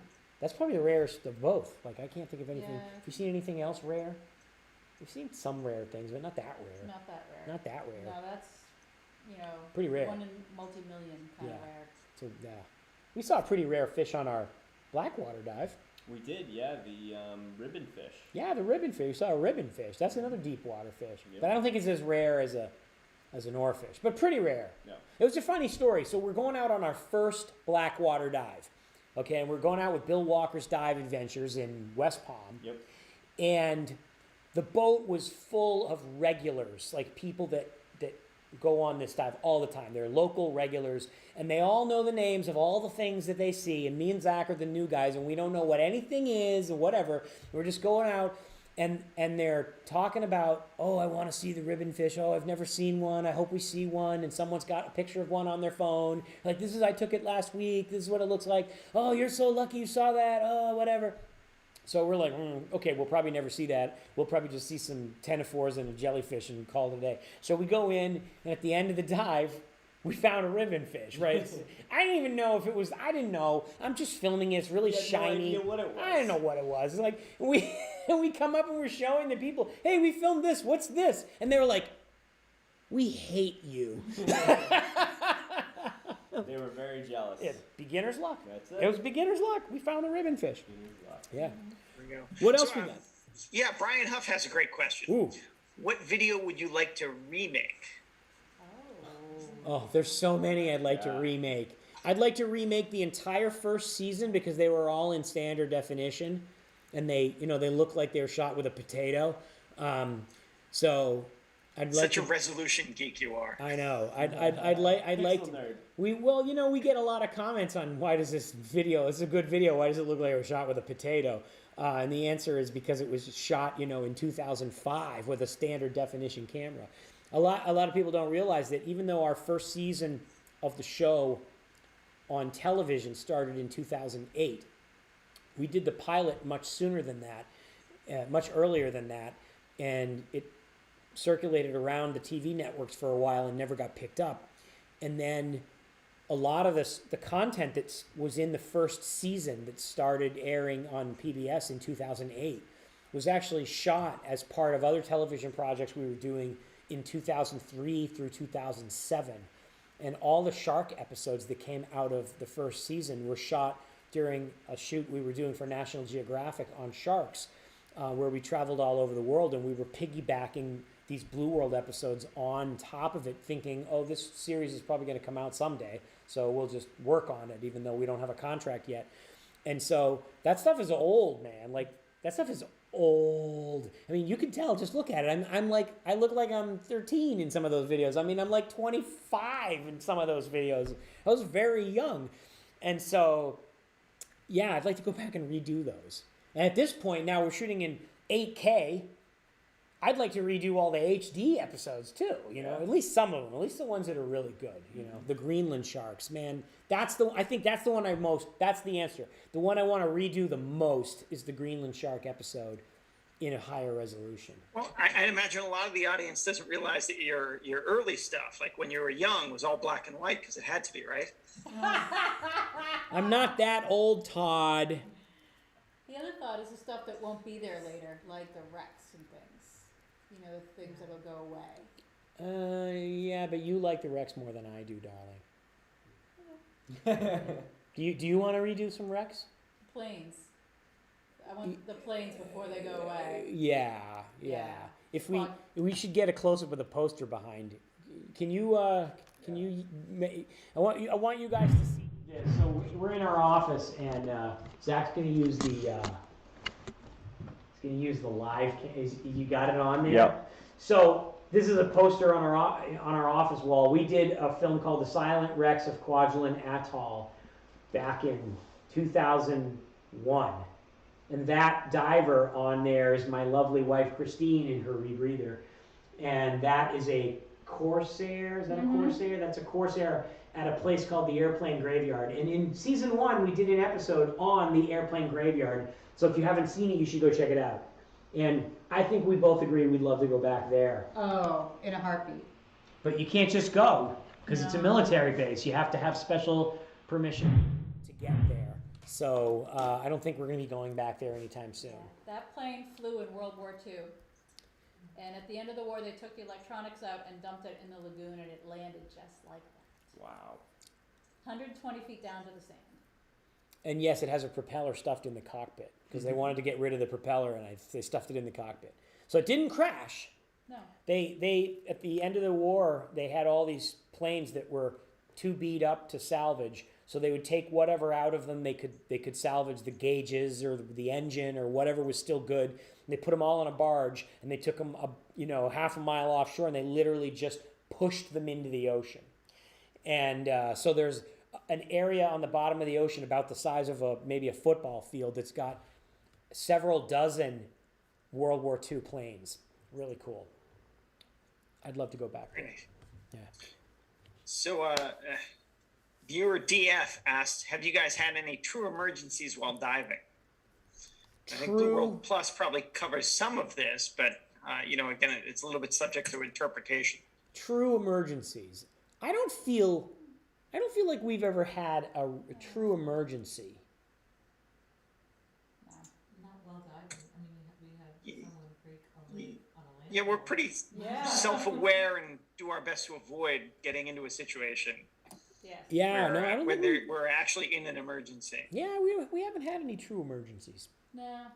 I guess we're lucky. Yeah, we're knock on wood there. Okay, I don't know where that comes from, but you have We to know do our it. limits. Yeah. So Eugene Krabs asks, are you planning any collaborations with any other channels that we want to reveal now, I guess? I think we just answered that, didn't We we? have any? Yeah, we kind of did, didn't we? Scheduled right now. We don't. Yeah, we don't have any that are on the. The date is actually scheduled, but we are. Yeah, we do have a tentative sort of date for a Dive Talk collab in the spring, next spring. So Bassett TV asks, can you go to the Bahamas again?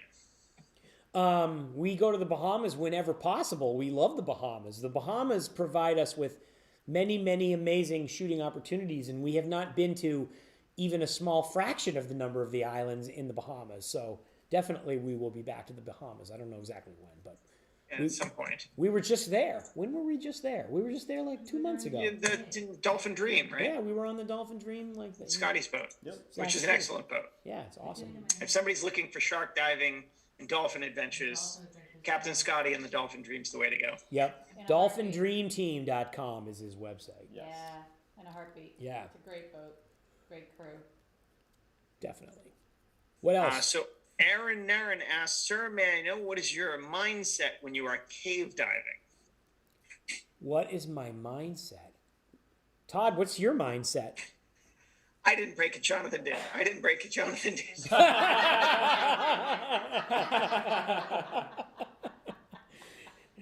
Okay, that's very funny, but that's an inside joke. I find diving calming overall, and I find like caves calming most of all, actually, because I sort of enjoy the dark, and I like the tunnels and the adventure of it all. So I tend to be relatively calm.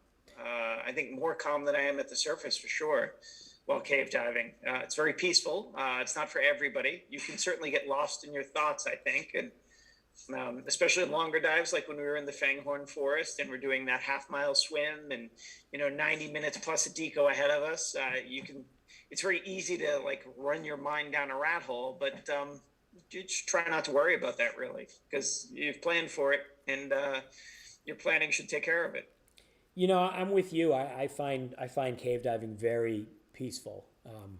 And as long as it's not like one of those high flow caves where you're really working to get through it, if it's a relatively low flow cave, I just enjoy the serenity of it. It's very peaceful and quiet and relaxing, and I don't know, I really like it. Well, I mean, you have to contrast it maybe to like the open ocean, where, I mean, I'm here in New York, so if I'm diving locally, you're jumping into dark water, it's cold, you're never quite sure with currents where you're going to land, you hope the boat's back above you, you're going to find the line back. There's a lot more stress in that sense. Different kind of stress than there is when you're cave diving, where, you know, you're in a predictable tunnel, the weather's predictable, the current's not, even if it's difficult, it's not going to change.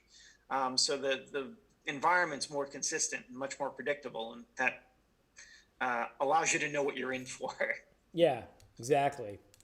Of course, you know, we haven't done cave diving in like cold, murky, like I'm not super interested in. Well, you know, there's some caves, I think, in northern New York and northern Pennsylvania if you want to start going down that route. But like, why? You don't see any, there's nothing, you can't see anything. Yeah, it doesn't sound fun to me. I'd rather go down to Mexico and have no current and nice and shallow and crystal clear water. There you go. Am I lazy? Maybe.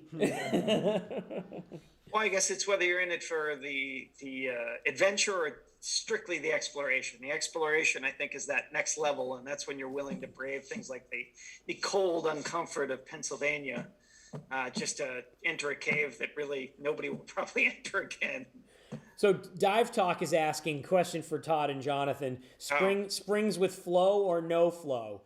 And, you know, I can say that I like places like Jug Hole that have enough current to sweep all of your sediment out. That's kind of, and then when you come back out, you get to ride the current. Like, that's kind of fun.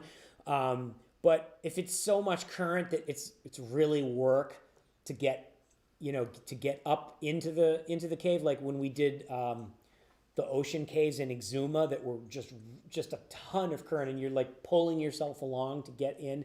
I don't find that to be terribly fun. So I would say no on the super high flow caves. A little bit of flow is fun for me, but honestly, I think generally I prefer as little flow as possible so that you can just have a relaxing cave dive. The other thing about that is that you know that going out is going to take roughly the same amount of time as going in, and you can get a really good feel for it. Whereas in a higher flow cave, when you turn on your thirds, you go, okay, I'm on my thirds, and you turn, and then it shoots you back out in like 3 minutes, and you're like, oh. What do you think, Todd? You know, I don't have a strong preference. I sort of like predictability. High flow or low flow, you know, it doesn't bother me so much. What I like is places that have been less visited. Like Devil's Hole is awesome for that reason, right? I mean, I would push more towards the exploration side. I like to get in the parts of caves where people just don't generally go or haven't been, rather than, you know, always going on the Gold Line or the Main Line, which is, you know, a little more touristy. But yeah, it's definitely not for everybody in that sense. Yeah, I mean, when I first got certified, I said, oh, you know, I don't have any need to lay line in a cave. I don't need to be an explorer.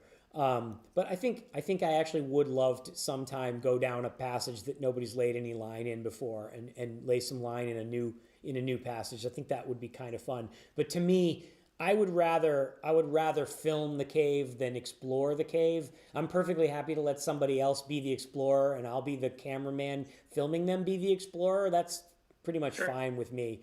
I like that. Fantastic Films is asking me what's our favorite camera, and Critter Hunter is asking if I'm still a fan of the GH5, and I have to say I am. I think at this point the Panasonic GH5 is probably my favorite underwater camera of all time until someone comes out with something better. The autofocus on it is horrifically bad, but I generally don't use autofocus that much because I'm mostly shooting wide angle, and I preset my focus so that I'll point it at something and focus on it, and then kind of leave it there until I need to refocus on something at a different distance, because I don't like having cameras go in and out of focus.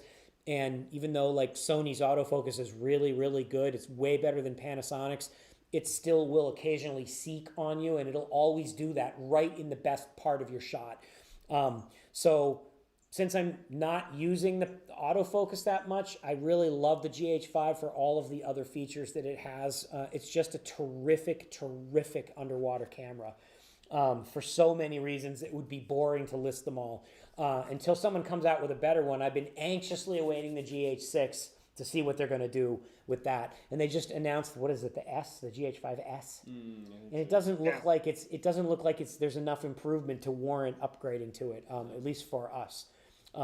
So yes, I am a big fan of the GH5, and I always loved my Sony camcorders because, with the Gates housing and the wide angle lens, I could have the internal flip filter for the red, and it had a lot of features that I do miss, but I don't miss carrying it because it's huge and it weighs 50 pounds. And the GH5 is very small and just a really, really fantastic camera.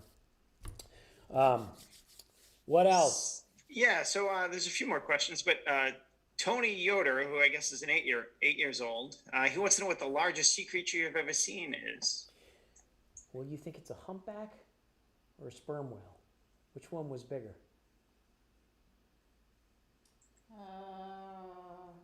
Sperm whale's probably 35. Whale sharks? I would say the whale shark that we just filmed in the Galapagos was a solid 40. And the basking sharks are not that.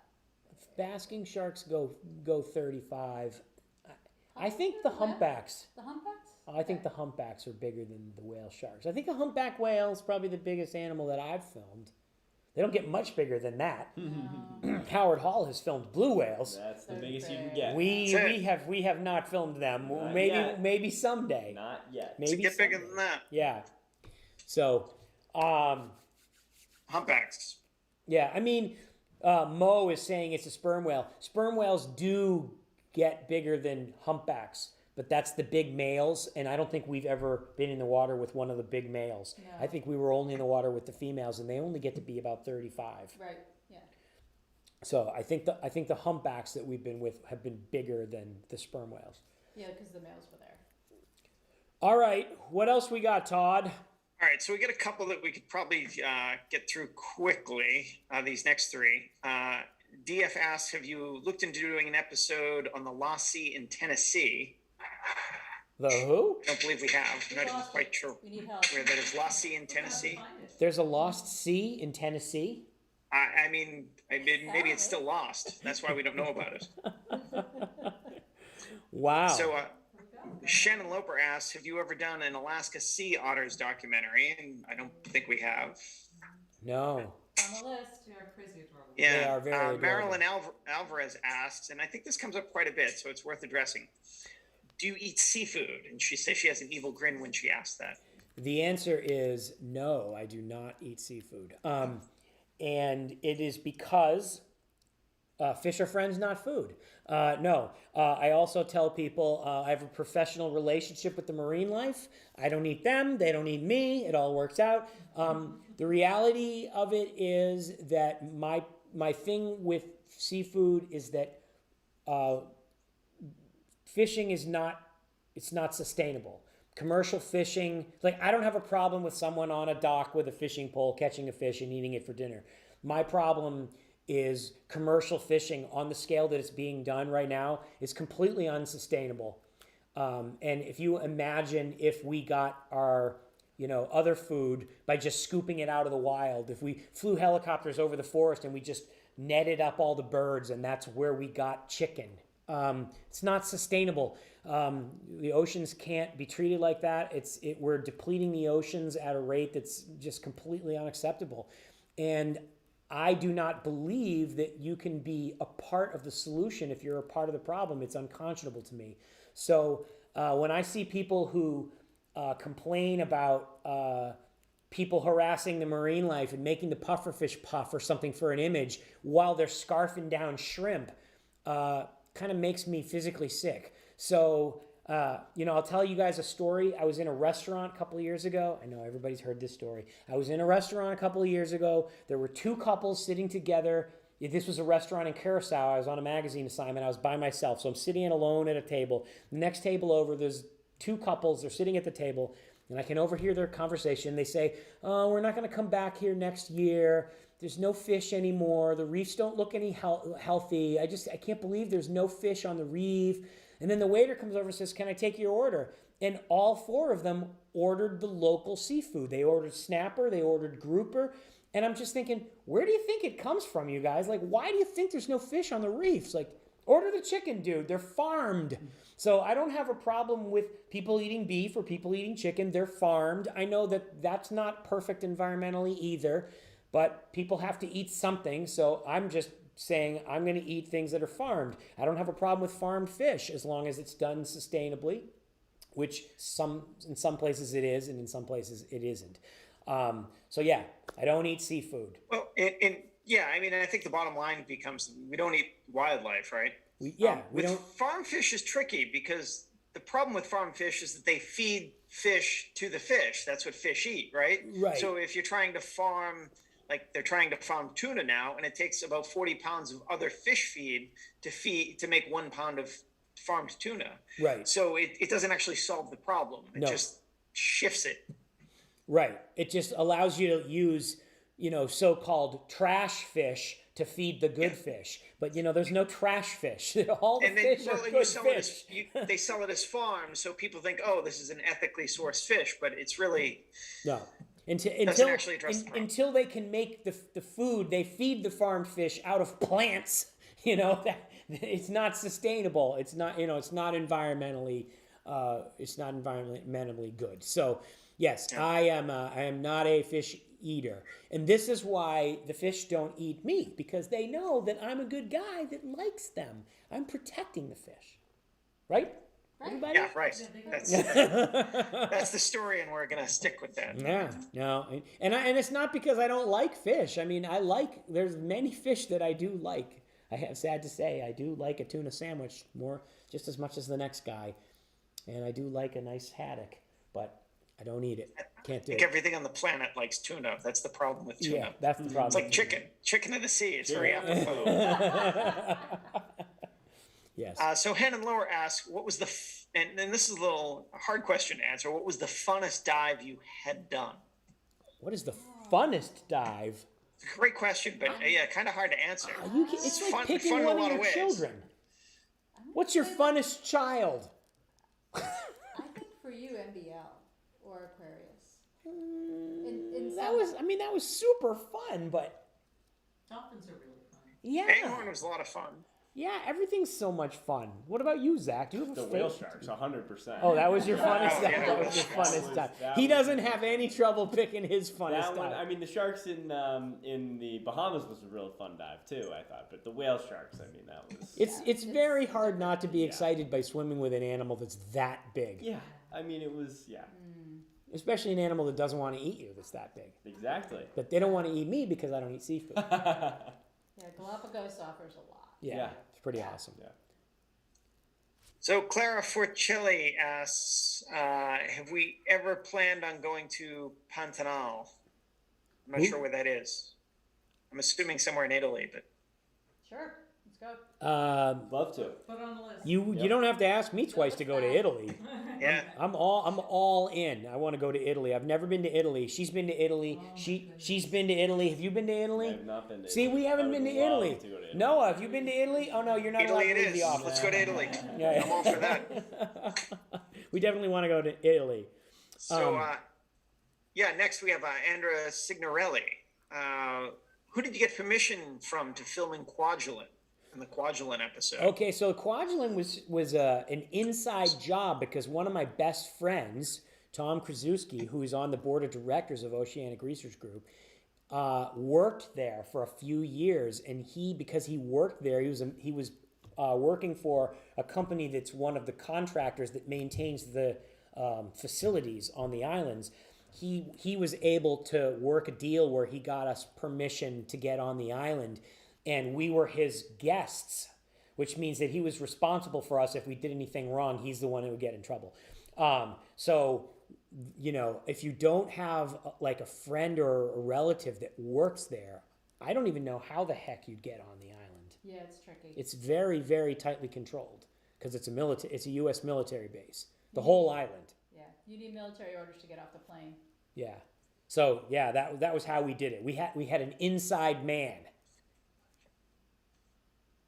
So Dragon Gaming wants to know if there are any haunted diving sites, and I have to say I haven't heard of any.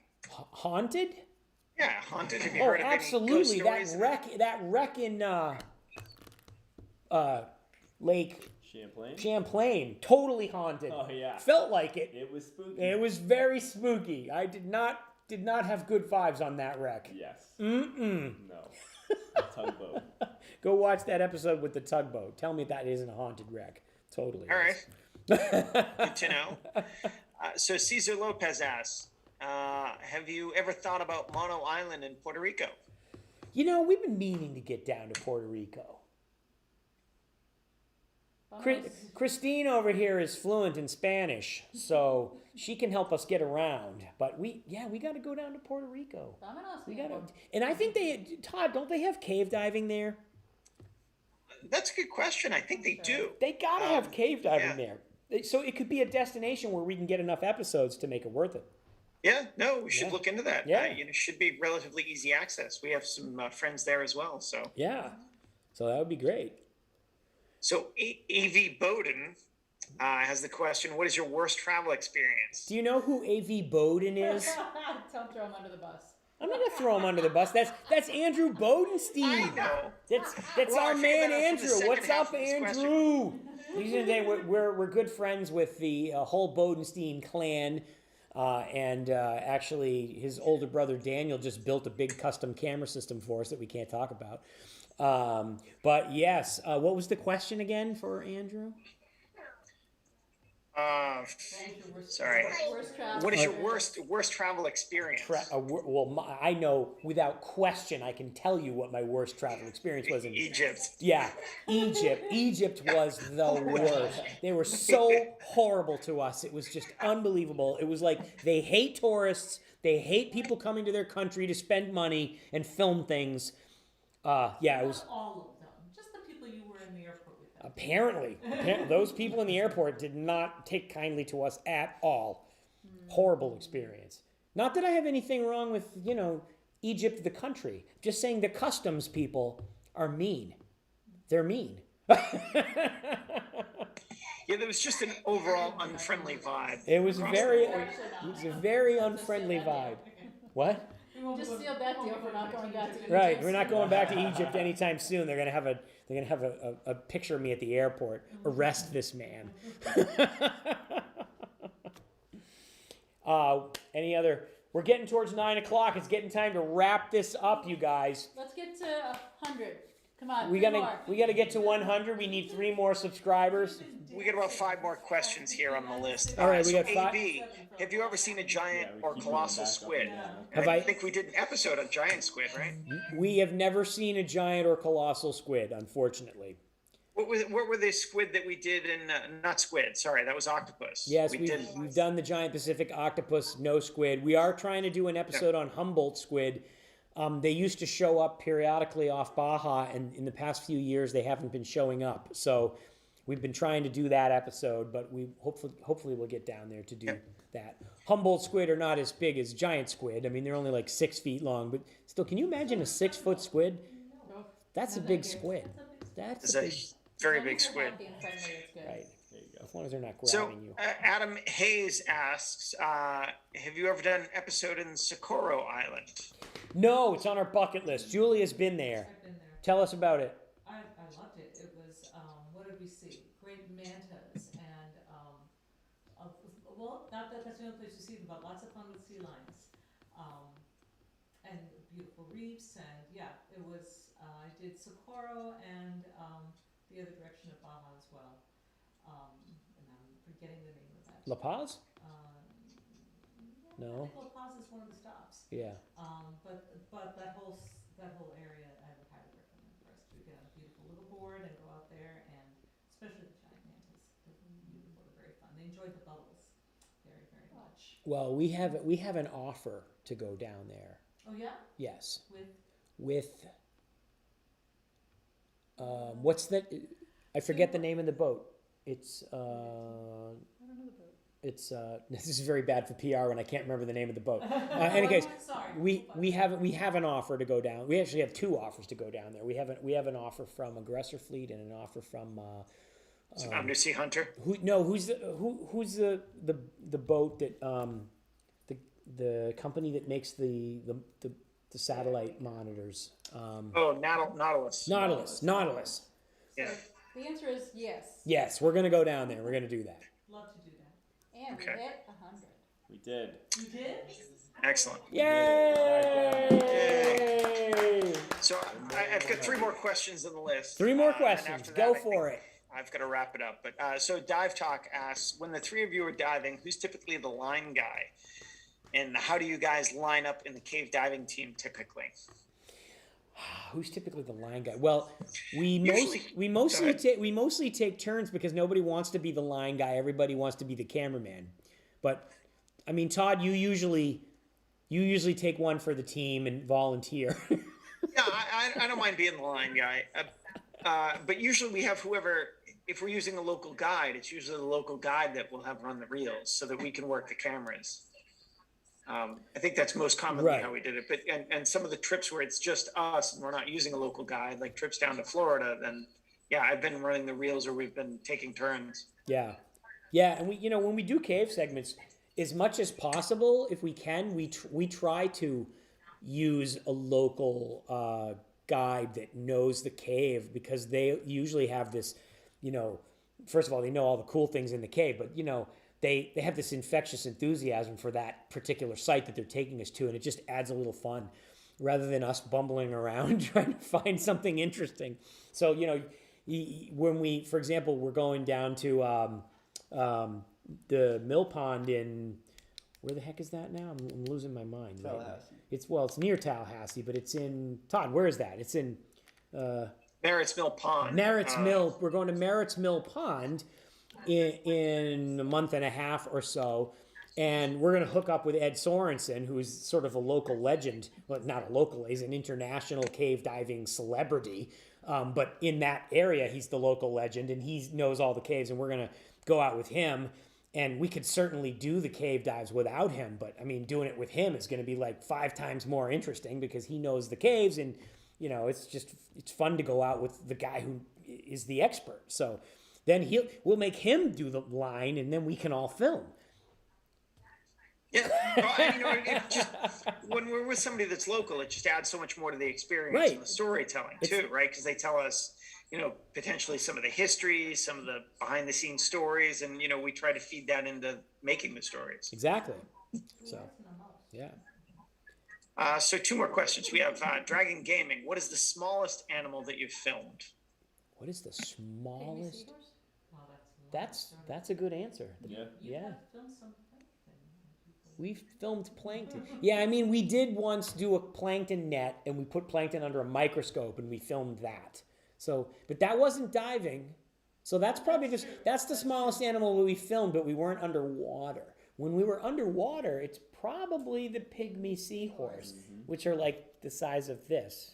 And you need a really good macro lens for that, and a tripod, Well, they're so small and they're so camouflaged that when you point the camera at the sea fan that they live in, you look in the viewfinder and you can't find the thing. So the dive guide has to point to it so you can take the camera and follow the finger to the end of the finger. Then you go, oh, there it is. Because they're not only small, but they're super camouflaged. So they're very hard to find, very hard to film. And they're on a thing that's a sea fan that goes like this in the current. And so you set up a tripod, because you can't hold the camera because it'll just be too shaky. So you have to put it, because it's so small. So you have to put the camera on the tripod, and then you're filming, and then the thing goes in and out of focus. It's super annoying. Very hard to film. All right. So Fantastic Films has the last question. So would you ever go to Roatan in Honduras? Of course, I think we would. We have been to Roatan. I have been to Roatan multiple times on magazine assignments before my Blue World days, but we have never done a Blue World anywhere in Honduras. We haven't done Roatan. We haven't done, what's the other one? What's the little island where they have the whale sharks? I'm having a complete brain cramp right now. Any case, we haven't done any Blue World episodes in Roatan, so maybe we should do that. The one thing I remember about Roatan is the no-see-ums are just they're just brutal. Yes. They are so brutal. Yes.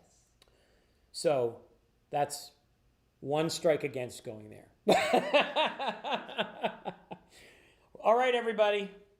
Thank you so much for joining our live stream and being a part of this historic moment across 1 million. We're so excited. Thank you for all of our awesome fans. Thank you for your donations. We very much appreciate that. And stay tuned. We have a new episode coming to you first Sunday of every month. And we have lots of new stuff coming at you on Blue World Plus as well. So we're going to keep it coming, and we hope you'll keep watching. And hey, we'll do our next live stream when we hit 2 million. There you go. Oh, maybe we'll do one sooner than that. Maybe we'll do one sooner than that. Yeah, we will. Yeah. But in the meantime, thank you very much. Thanks for sticking with us. That was a long live stream. Yeah. I applaud anybody that can hang with us for this long. 140. Yeah. All right. Good night, everybody. Thank you very much. Thank you.